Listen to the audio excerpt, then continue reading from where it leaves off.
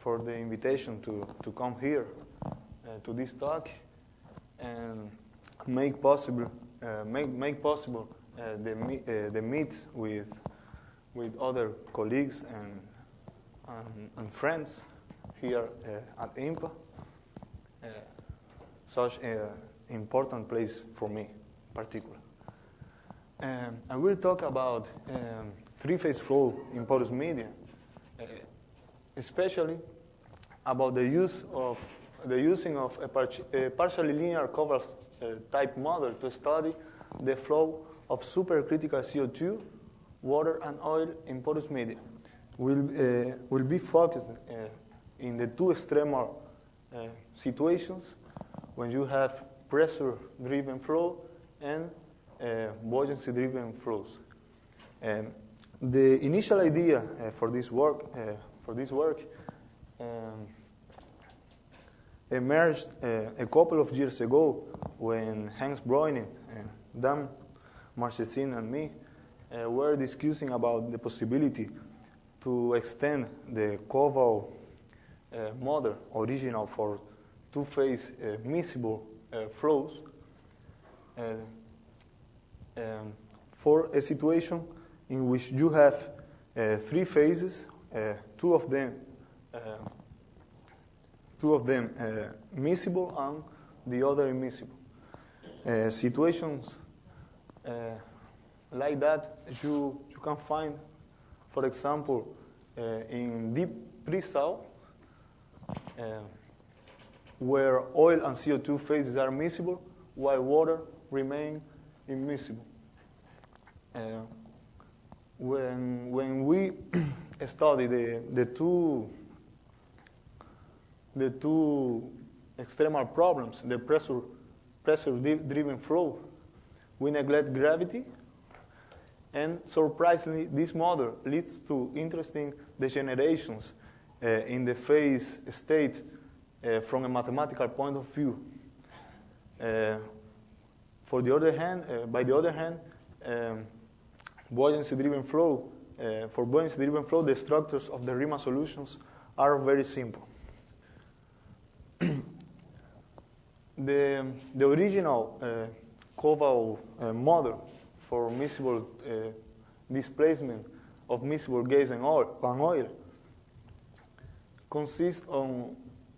consider the permeabilities of oil and gas linears in order to obtain that flux function for the flow of the gas and oil. If you consider these permeability linears, you can rewrite this flux in this way, where H is the heterogeneity factor and E is the effective viscosity ratio. This is a known mixture effective viscosity 1/4 rules given by Koval in his paper. And in this case, when the viscosities of oil and gas are equals, you have He. If you assume H equal to 1, you have He equal to 1, and the flux becomes linear, simple. It's known that for this situation, the solutions will be contact waves because the discontinuities propagates with characteristic speeds. In order to extend that idea, starting from conservation of mass and Darcy laws, we obtain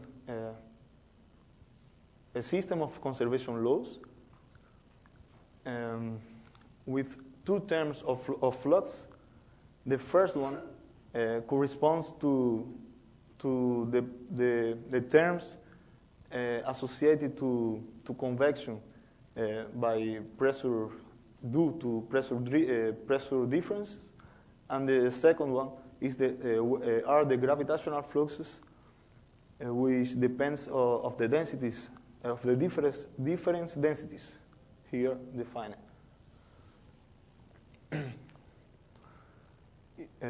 We define capital lambda I as be the mobility of the phase I, the fractional flow functions, and this model, partially linear model for permeabilities.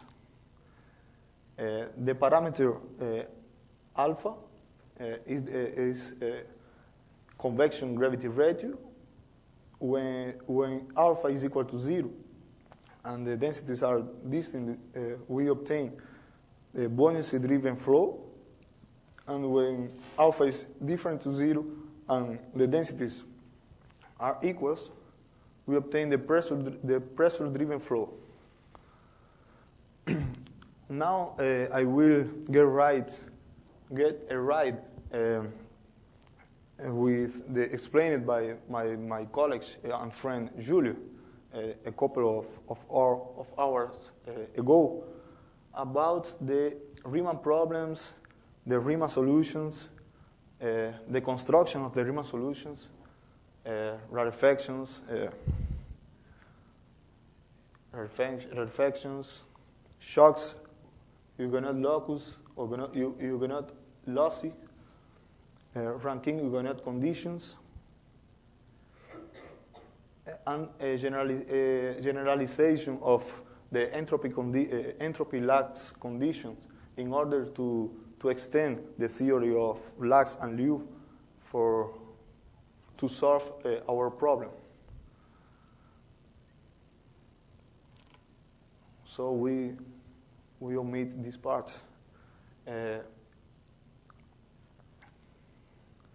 Now, for pressure-driven flow, when you neglect gravity, this is the Jacobian matrix. We set the viscosity of gas equal to viscosity of the oil, and we denote by μ. This will be the total mobility for this case. And when we obtain the formula for the characteristic speeds, we can see that these characteristic speeds depend only on water saturation. So, along each of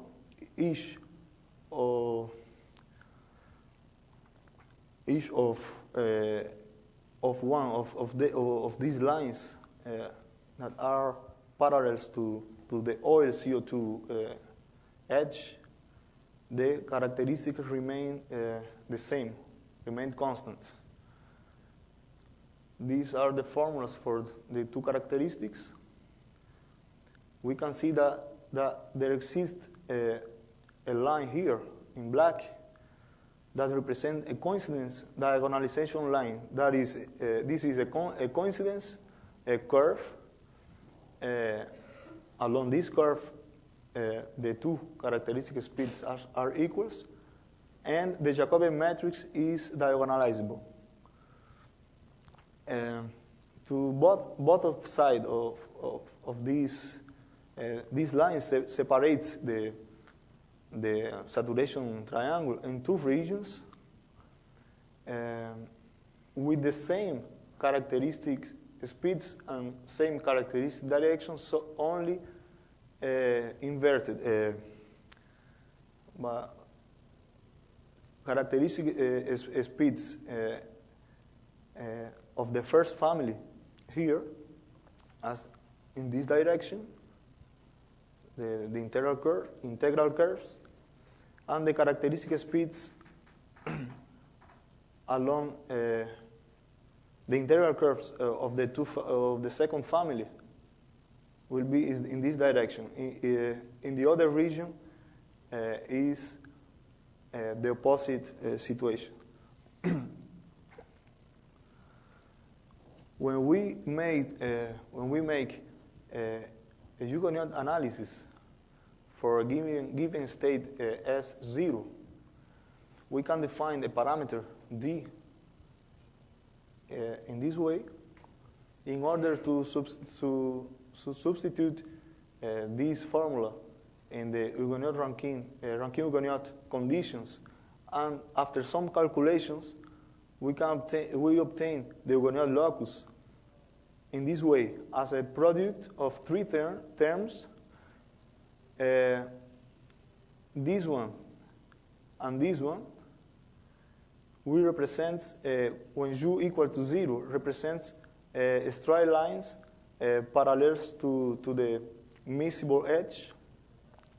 And this one represents the other lines starting from the water pure state and finishing in the miscible edge. So you have two local branches, these ones, and one non-local branch as I show in the next slide.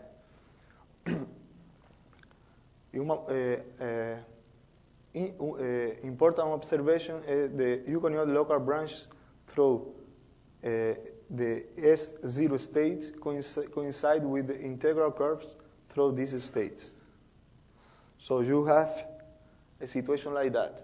Given is 0, you have these local branches, one non-local branches. S0 prime is a secondary bifurcation point.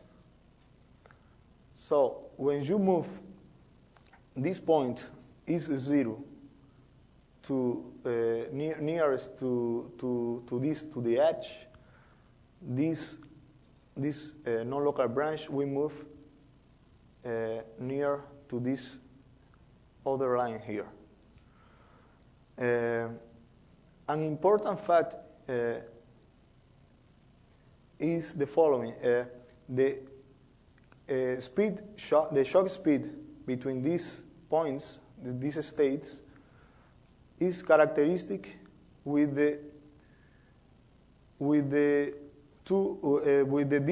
distinct families for both sides. Is left characteristic in S0 prime with the family 1, and right characteristic with S0 with the family 2. So we conclude that each point in this region will be other point in this other region corresponding to a mixed double contact. So you have all states to the right of this line, or states here, belong to the mixed double contact manifold, considering all pair of lines of the of lines like this, like that ones. So we proceed to the Riemann solutions, to obtain the Riemann solutions. You have along a line, each line like that, like this. You have a flow, a two-phase regime with flux function like this one. When UR is in region 1 and UR is in region 2, but in other line, you will have a Riemann solutions composed by a slow rarefaction, for example here, until reach a coincidence, until reach that point here. So you have a bridge between that point here and that point here. is a contact wave, a genuine contact wave, and then you will have a two group of wave here up to UR. For example, you begin here, you have rarefaction until that point, a contact wave connecting the lines, and then you will have a shock here. It's possible to solve for all UR states, states UR, if you, because we prove that these states here all are extension of this vertex. The shocks are characteristics in the line. The speed velocity of the shock are equal to the characteristic speeds along the line. Okay.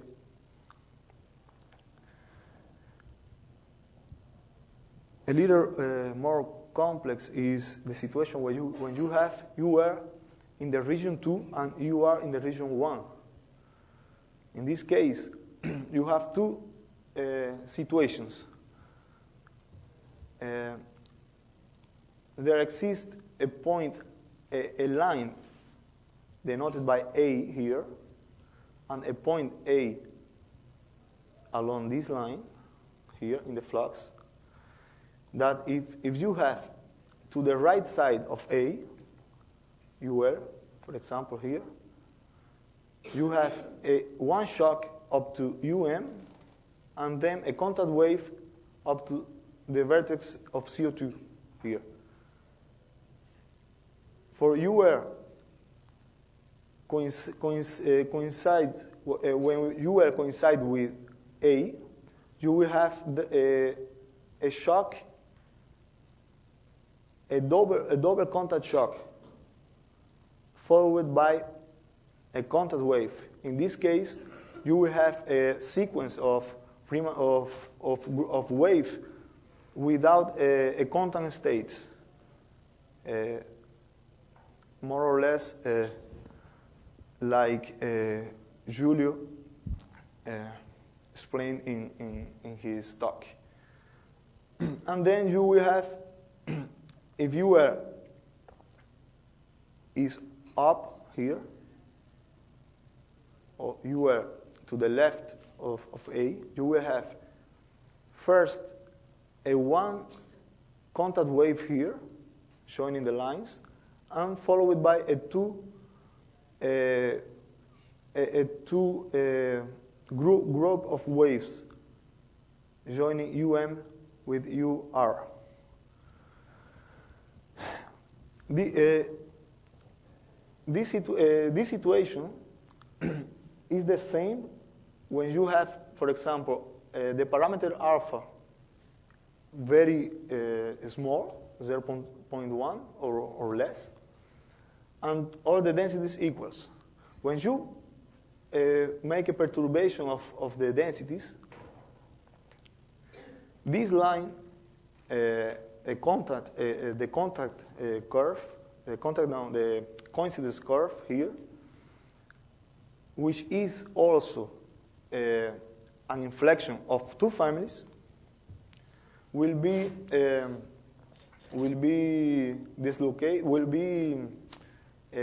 open here as open like a fan. At the same time that between here open, at the same time that between deflections, the integral curves becomes more curves. So you have here a situation like here at the top a situation more or less like here, and then a different situation. The only remaining coincidence points in the line will be the extremal points here. And these other coincidence points come inside the triangle from outside the triangle. Okay. When you compare this transition, making the limit when alpha go to 0, this point here, we move along the sides until reach a position here. Yes, and you will have the buoyancy-driven flow.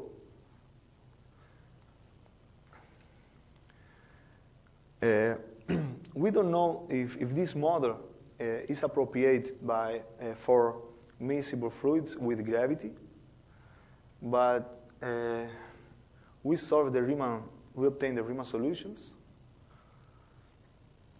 We consider all the bifurcation curves. In this case, you have these 3 coincidence points at the sides of the triangles, but the vertex, they are not coincidence points. This is a difference with the quadratic Corey model that I studied before. Along the miscible edge, you will have a flow like a parabola. Along the water CO2 edge, you will have a flow like this one. E2 and E1 are the are the extensions of the vertex CO2 for each family. Only EO2 have a geometric representation here. So we solve for 6 initial Riemann data. For example, for this one, we construct the wave curves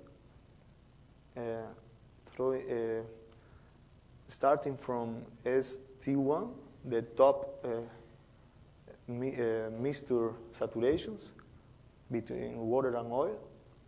You will have a rarefaction, one rarefaction until that point is 1m, the intermediate states, constant state. You will have a 2 rarefaction here until the extension, the 2 extension of the vertex, and you will have a left characteristic shock. So you will have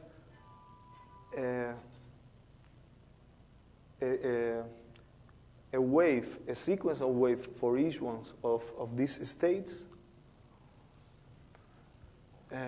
So you will here. This is for the first for E1 saturations values. For E2 saturation values. For E3 saturation values.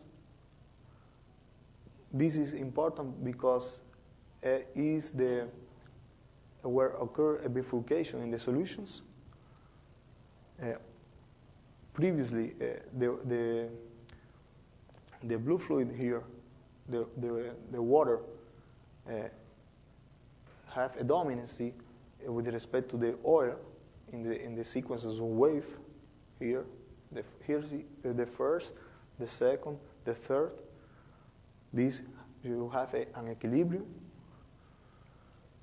and a dominancy of the oil with respect to the oil in the last one. So we use a Koval type model for 3-phase flow with two miscible phases.